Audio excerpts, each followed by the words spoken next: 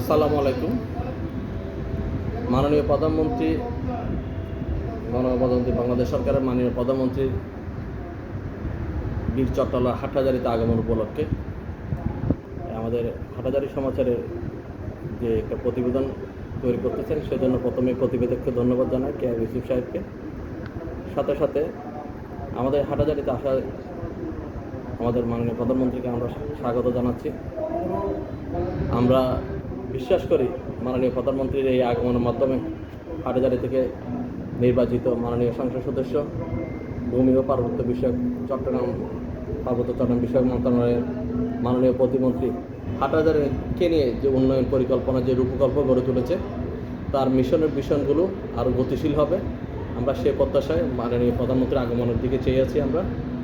আমি বিশ্বাস করি এবং আমরা জানি সবাই, এটা মাননীয় প্রধানমন্ত্রীর দ্বিতীয়বার হাটহাজারী সফর। উনি এর আগেও আমাদের হাটহাজারী বিএনপির একটি প্রোগ্রামে মাসে আমাদের সাথে ভার্চুয়ালি সংযুক্ত হয়েছিলেন। এই দ্বিতীয় সফরে আমরা হাটহাজারীবাসী, উনি ওয়াদা করেছিলেন হাটহাজারীতে উনি আসবেন। এই সরকার গঠনের 6 মাসের মধ্যে উনি যে হাটহাজারীতে আসতেছেন, এটা আমাদের জন্য পরম পাওয়া। এটার জন্য আমরা গর্বিত। এবং সামাজিক সাংস্কৃতিক ক্রীড়া প্রতিষ্ঠানসমূহের পক্ষ থেকে আমি বলবো, জাগৃতি এই অঞ্চলের একটা ঐতিহ্যবাহী সংগঠন, এটা সাধারণ সম্পাদক হিসেবে আমি মাননীয় প্রধানমন্ত্রীকে স্বাগত জানাই। এবং আমরা প্রত্যাশা করি মাননীয় প্রধানমন্ত্রীর আগমনের মধ্যে দিয়ে সুন্দর হাটহাজারী বিনির্মাণে ব্যারিস্টার মীর মোহাম্মদ খেলার যে প্রচেষ্টা অব্যাহত আছে, এটা আরও গতিশীল হবে।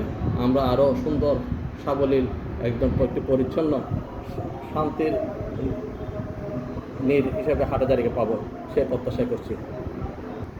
মোহাম্মদ সোহেল রানা, সাধারণ সম্পাদক, জাগৃতি।